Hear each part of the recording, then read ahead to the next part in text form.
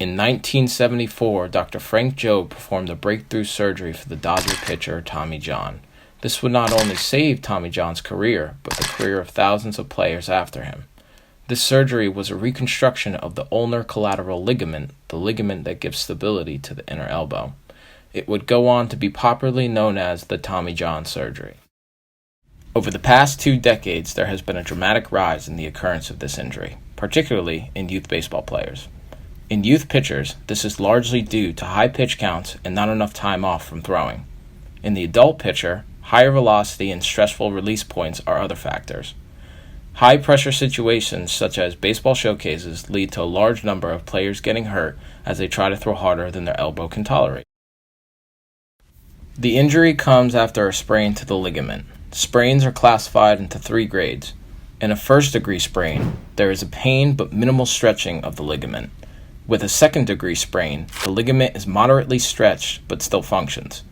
With a third-degree sprain, the ligament is completely torn and does not function. This injury is different from an ACL of the knee, because in most cases there is an overuse and wearing down of the ligament due to the repetitive throwing rather than a traumatic event. The common symptoms are as follows: pain or discomfort at the inner elbow, sometimes accompanied by a pop, swelling, loss of motion or strength, and numbness or tingling. At this time, reconstruction is the gold standard for treatment. Other options include PRP injection, anti-inflammatory medications, rest and rehabilitation, but if the injury is severe enough, the non-surgical route may just delay the inevitable. Once performed, the rehab process typically takes 12 to 15 months. Although there is not a 100% rate of return to sport, over 75% of players will return to Major League pitching, and that percentage is even higher in adolescents.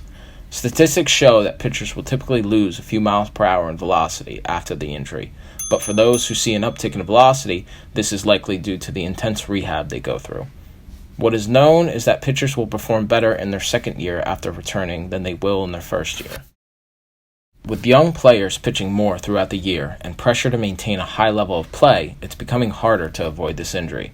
Although a good solution would be less time on the field throughout the year, we fortunately have a good way to return players to the field when the injury does arrive. Thanks for watching No Motion.